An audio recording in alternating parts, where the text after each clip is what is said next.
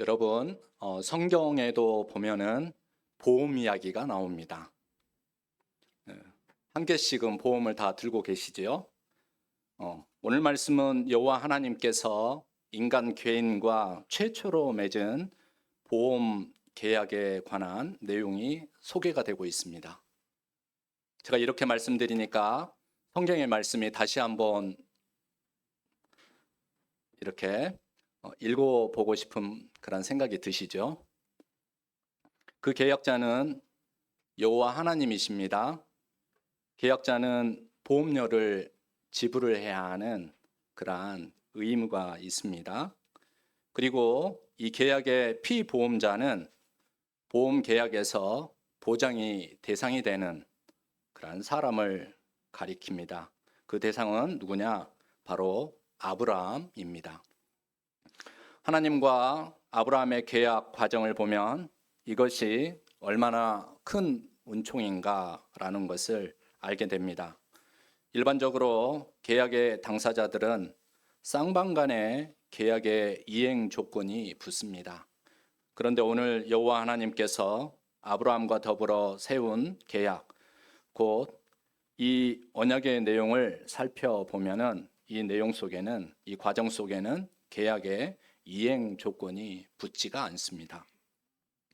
여호와 하나님은 이 계약을 위하여 아브라함에게 3년 된 암소와 3년 된 암염소와 3년 된 순양과 집비둘기 새끼를 가져다가 산비둘기를 가지다가 중간을 쪼개고 그 쪼갠 것을 마주 대하여 놓게 합니다. 이것은 계약 당사자 간 쪼개어진 짐승의 사체를 지나감으로 계약이 성사되었음을 알리고, 만약에 계약의 이행 조건들을 지키지 않으면 이 사체들처럼 될 것이라는 피해 맹세로 쓰여진 계약 행위 과정을 보여주고 있습니다. 고대 이와 같은 계약 과정은 부족 간의 싸움에서 패배하여 조공을 바쳐야 하는 부족의 통치자가 홀로 이 재물들 사이를 지나가며 절대적인 복종을 다짐하는 절차가 되기도 하였다라고 합니다. 그런데 오늘 이 계약은 참으로 희한합니다. 하나님과 아브라함이 함께 이 사체들 사이를 지나간 것도 아니고, 그리고 아브라함만 지나간 것도 아닙니다. 오히려 만물의 주제이신 여호와 하나님께서 홀로 쪼개진 동물 사이로 지나갔다는 데 이 계약에 참 의미가 들어 있습니다. 다 함께 본문 17절의 말씀을 다시 한번 보시기 바랍니다.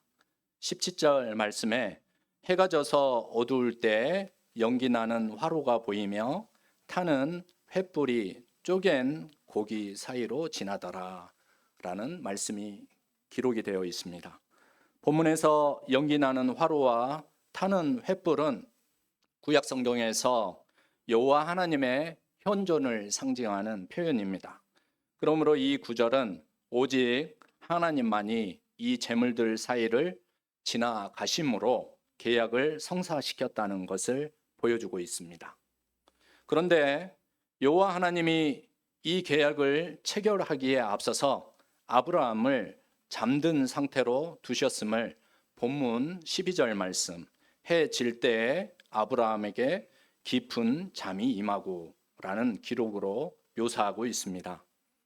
이 장면은 여호와 하나님께서 애당초 아브라함에게 무거운 계약 의무를 지울 마음조차 갖고 계시지 않았다는 것을 우리에게 보여줍니다. 여호와 하나님은 아브라함에게 무조건적인 은택을 생각하고 계셨다는 것을 이 본문의 말씀은 우리에게 말해주고 있습니다.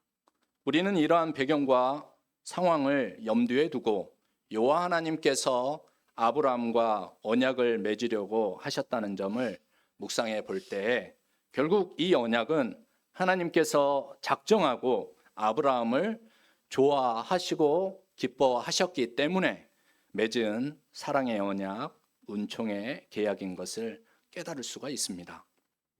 그렇다면 왜 하나님은 아브라함과 이러한 일방적인 사랑과 은총의 계약을 체결하셨을까요?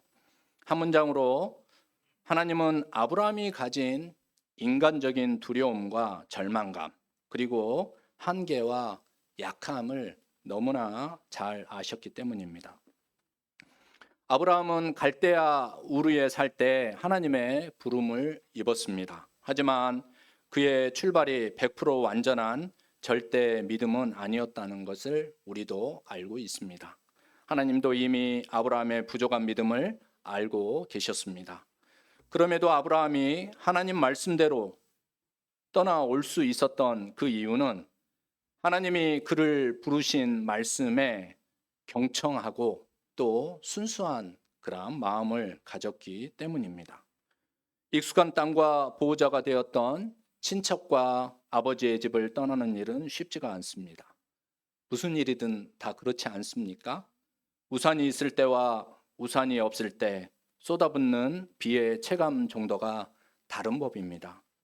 아브라함에게 책임져야 할 새로운 경계선 안에 대상들이 생겨났을 때 그는 인간적인 두려움과 새로운 길을 가야 하는 망설임을 크게 경험하였을 것입니다.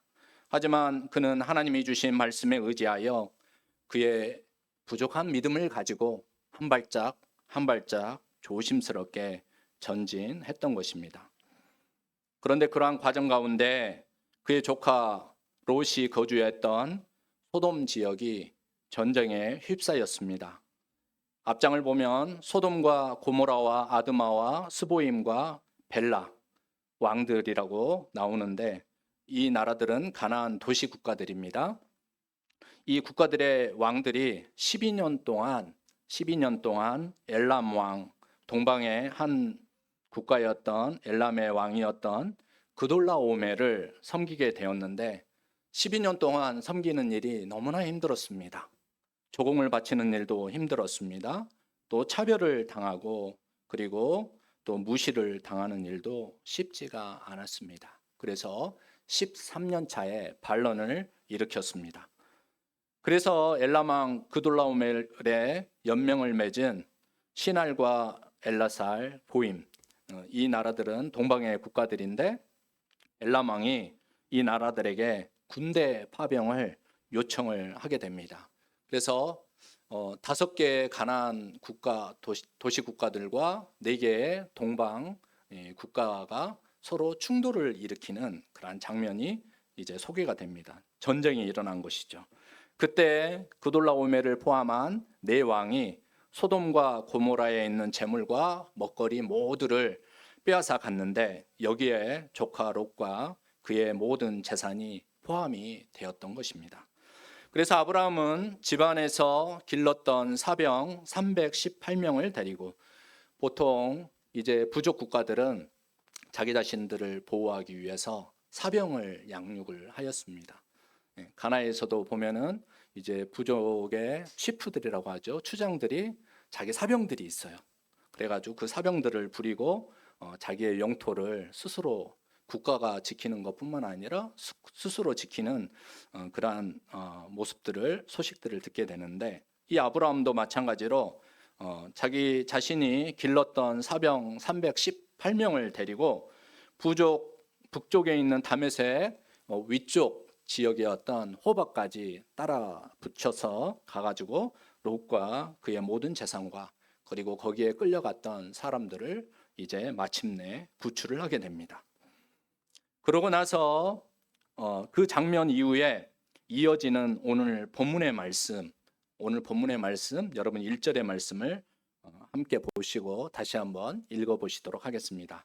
이후에 여호와의 말씀이 환상 중에 아브라함에게 임하여 이르시되 아브라함아 두려워하지 말라 나는 내 방패요 너의 지극히 큰 상급이니라. 아브라함은 용맹하게 롯과 다른 사람들을 구출해 왔으나 가나안을 떠돌던 한 시족의 족장 아브라함이 대항하여 전쟁을 벌인 대상은 가나안 도시 국가를 지배했던 동방의 네 왕들이었다라는 것입니다. 그러니 일격을 당한 네 왕들이 어떻게 보복할지 모른다라고 하는 두려움이 아브라함의 마음을 짓누르지 않았겠습니까? 그의 내면에 파고드는 이 두려움은 절망의 늪으로 그를 끌어내렸을 것입니다. 그런데 여호와 하나님께서 아브라함에게 나타나셔서 환상 중에 말씀하십니다. 두려워하지 말라. 그러고 나서 나는 내 방패다.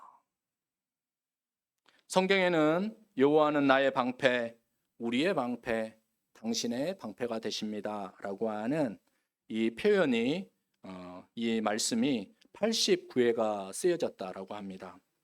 하지만 하나님이 누군가를 향하여서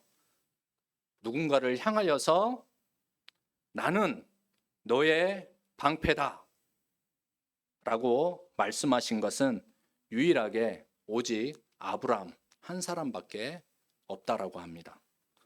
우리도 아브람처럼 하나님께서 나는 너의 방패다 라고 이 말씀을 들려주신다면 얼마나 좋을까요? 든든해지고 용기가 솟구쳐 오르지 않겠습니까? 하지만 나는 너의 지극히 큰 방패이고 상급이다 라고 하신 하나님께 상급을 주신다. 그러니까 큰 몫을 주신다라는 거죠. 이렇게 엄청날 것이다 라고 하신 하나님께 아브라함의 대답이 무엇이었습니까? 2절의 말씀에서 아브라함은 주 여호와여 무엇을 내게 주시려 하나이까? 나는 자식이 없사오니 나의 상속자는 이 다메섹 사람 엘리에셀입니다. 자신이 처한 난처한 상황을 이야기하고 있는 것입니다. 이 이야기에서 무엇이 느껴지십니까?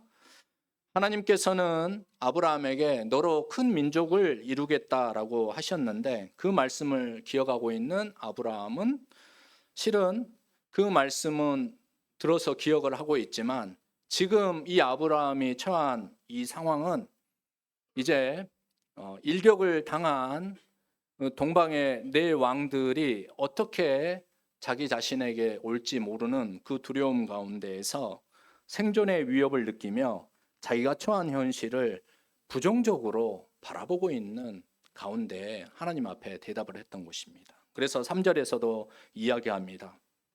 주께서 내게 씨를 주지 아니하셨으니 엘리에셀을 상속자로 삼겠다라고 합니다. 우리가 자연 이치에도 보면은 예를 들자면은 소나무가 있잖아요. 이 소나무가 환경의 오염으로 인해서 생존의 위협을 느끼게 되면은 무슨 현상이 벌어지냐면은 생태학자들은 그렇게 이야기합니다. 소나무에 솔방울이 그렇게도 많이 열린다고 합니다. 이유가 무엇이냐면은 씨를 남기려고 생존의 위협 때문에 그렇다라고 합니다. 이 아브라함도 나는 내 방패고 나는 너의 큰 상급이다라고 했을 때 하나님의 말씀이 잘 들리지 않았던 거예요. 생존의 위협을 이렇게 표현을 하고 있다라는 것을 알 수가 있습니다. 아브라함은 나는 내 방패요 너의 지극히 큰 상급이라고 하신 여호와 하나님 말씀을 뒤로 물리치고 이제 자신이 생각하는 대로 이 두려움과 이 절망감을 극복해 보려고 했다라는 것입니다. 이러한 생각은 두려움과 절망감만큼 아브라함 영혼 안에 있는 어두운 밤이었습니다. 하나님께 도움을 받기는커녕 보호도 받지 못한다라고 하는 그 마음이 그의 마음속에 있었다라는 것입니다. 그래서 하나님은 약속의 말씀을 의심하고 배제하여 자신의 계획을 앞세우려고 하는 아브라함에게 다메섹 사람 엘리에셀이 너의 상속자가 아니라 내 몸에서 날 자가 내 상속자가 되고 하늘의 무별처럼 셀 수 없이 많아질 것이다 라고 조금 더 구체적으로 아브라함에게 말씀하셨습니다. 여기에서 우리는 잠시 멈추어서 두려움과 절망감 그리고 동시에 에고라고 하죠. 자아로 더욱 두터워진 이 아브라함, 그로 하여금 영혼의 어두운 밤을 뚫고 나오게 하신 아버지 하나님의 사랑의 기술을 우리는 들여다보아야 합니다. 영혼의 어두운 밤에 사로잡힌 아브라함이 자신의 에고, 자아를 거두고 어떻게 다시 하나님의 약속으로 돌이킬 수 있었단 말입니까? 아브라함의 두려움과 절망감을 아시는 하나님은 섬세한 아버지가 자식을 돌보듯이 왜 너는 믿지 않니? 라고 이야기하시는 것이 아니라 섬세한 아버지가 자식을 돌보듯이 그의 손을 잡아 이끌어서 광활하고 아름다운 하늘을 보여주면서 하늘 아래 담긴 수많은 별들을 세어보게 하시면서 셀 수 없는 수많은 별들을 보게 하시면서 어두운 밤과 같은 그의 마음을 밝혀주셨습니다. 하나님의 자비로우신 인도하심이 인간의 모든 한계와 약함을 끌어안으신 결과 아브라함처럼 우리도 하나님께로 나아갈 수 있음을 여러분도 경험하시고 감사할 수 있기를 바랍니다. 그래서 오늘 본문은 6절에서 아브라함과 하나님 사이에 발전된 놀라운 관계에 대하여 이렇게 밝히고 있습니다. 우리 다 함께 6절 말씀 다시 읽어보시겠습니다. 아브라함이 여호와를 믿으니 여호와께서 이를 그의 의로 여기시고. 아브라함이 여호와를 믿는다. 아브라함이 여호와를 믿는다. 이 말씀은 무슨 말씀입니까? 이 문장은 아브라함이 믿는 상태로 들어가고 아브라함이 그 상태로 살아간다 라고 하는 의미를 가집니다.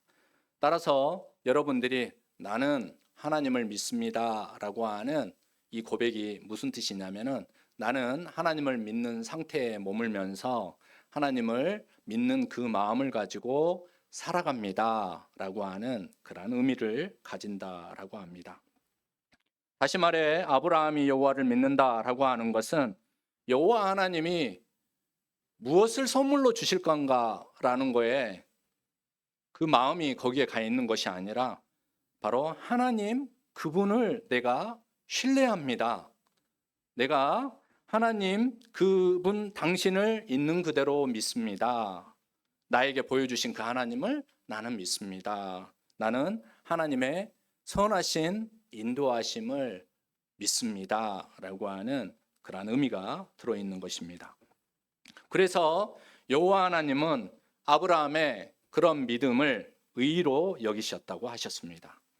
다시 말해서 하나님은 온전히 의존하는 믿음, 그것을 하나님은 의로 여기셨다라고 하겠습니다. 아브라함은 의심과 부족한 믿음에서 하나님을 만나 하나님의 사랑을 받고 있음을 깨닫고 온전한 믿음을 하나님 앞에 고백하게 되었습니다. 사도 바울은 그런 아브라함의 믿음을 로마서 4장 20절에서 22절 말씀에 이렇게 증언합니다. 우리 함께 읽어보시도록 하겠습니다. 믿음이 없어 하나님의 약속을 의심하지 않고 믿음으로 견고하여져서 하나님께 영광을 돌리며 약속하신 그것을 또한 능히 이루실 줄을 확신하였으니 그러므로 그것이 그에게 의로 여겨졌느니라. 제가 예전에 한 30년 전에 김경재 교수님이라는 분께 강의를 잠깐 들은 적이 있었는데 그 교수님께서 한자로 의, 한번 화면에 한번 열어주시겠습니까? 오를 의이잖아요. 이 의에 대하여 풀이한 강의를 들은 적이 있었습니다. 교수님은 상형 문자인 한자가 의미를 더 풍성히 담을 수 있다라고 하셨습니다. 이 화면에 나온 이 의를 한번 보시기 바랍니다. 의자가 어떻게 만들어졌습니까? 먼저 양자에 그리고 나아자가 이렇게 합친 문자가 오를 의 이렇게 이제 쓰여진 것을 알 수가 있습니다. 그리고 나아자 위에 무엇이 있습니까? 양자가 이렇게 올려져 있는, 다시 말해서 나아 위에 올려져 있는 양자를 모시는 그림이기도 합니다. 그런데 조금 더 부연 설명하자면은 나아자를 보시기 바랍니다. 나아자는 손수변에 창과가 이렇게 합쳐진 글자가 나아자라는 것을 볼 수가 있습니다. 다시 말해서 내가 창으로 무엇을 합니까? 상처를 내거나 죽인 양을 모시고 사는 그러한 형국이 바로 그러한 자세가 바로 의다라고 이렇게 표현을 하고 있는 것을 알 수가 있습니다.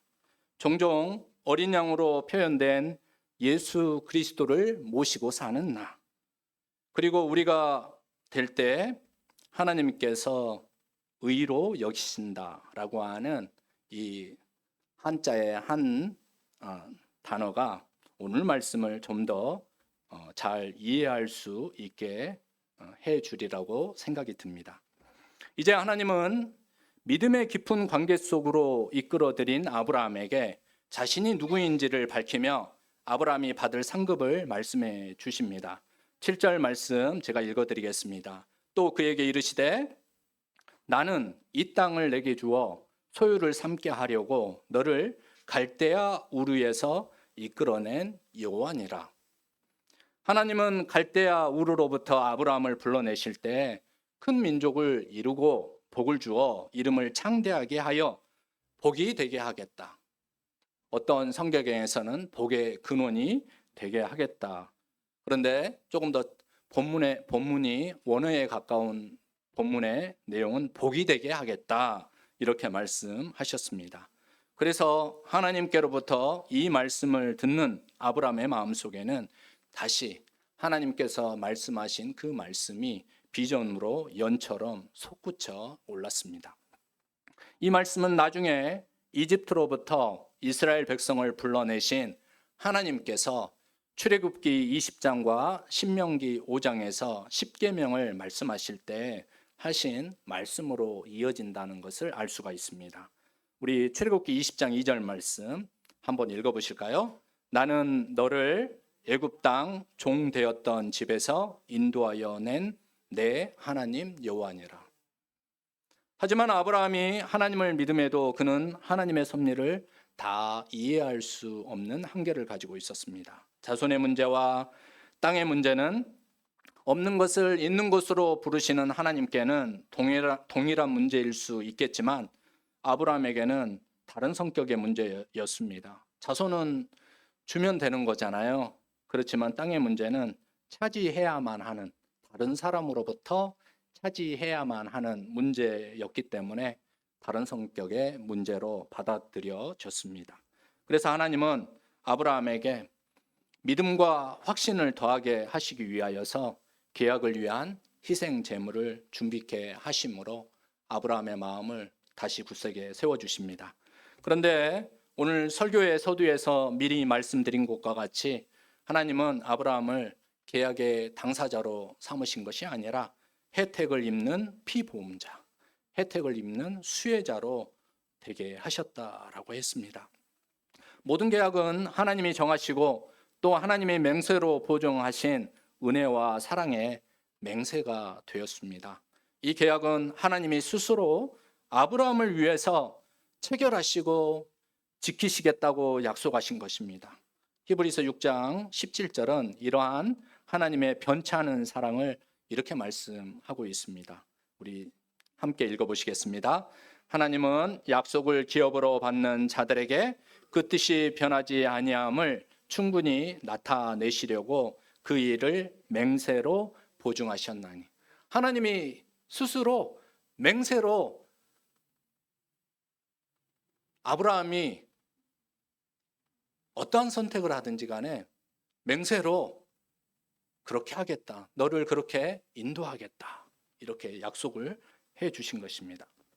성도 여러분, 하나님의 사랑과 은혜는 아브라함에게 그랬듯이 주 예수 그리스도를 믿는 우리에게도 자비롭고 한결같고 영원하십니다. 우리는 이 사랑과 은혜를 아무런 조건 없이 받았습니다. 우리에게는 하나님을 얼마나 많이 아느냐, 이것이 중요한 것이 아니라 하나님께 얼마나 큰 사랑을 받고 있는지를 깨닫는 것이 중요합니다. 그러면 하나님의 이 놀라운 사랑과 은혜가 충만한 예수 그리스도의 십자가의 공로를 즐거워하며 온전히 찬양할 수 있게 될 것입니다. 아브라함은 하나님의 이 사랑과 은혜의 언약 위에서 자신으로부터 나올 수많은 후손이 하나님의 영광을 드러내는 큰 민족이 되는 비전을 품고 믿음의 행진을 하였습니다. 그리고 이 믿음으로 자손들과 하나님과 함께 동행하는 삶을 살게 되었을 때 하나님은 그 언약의 상급을 누리게 하셨습니다. 그러므로 사랑하는 성도 여러분, 여러분은 하나님이 세우신 이 사랑과 은혜의 계약의 수혜자라는 것을 항상 기억하시며 사시기를 바랍니다. 이 말은 여러분 자신을 세상이 몰고 오는 두려움과 절망감, 그리고 그 앞에서 느끼는 자신의 한계와 약함 가운데 방치해 두지 말라라고 하는 의미입니다. 자신이 하나님의 이러한 사랑을 받는 존귀한 존재라는 것을 우리가 누리게 될 때 여러분의 삶과 여러분의 현재가 새롭게 해석이 될 것이고 또 새로운 빛을 통해 미래를 보고 앞으로 나아갈 수 있는 힘과 용기를 얻게 될 것입니다.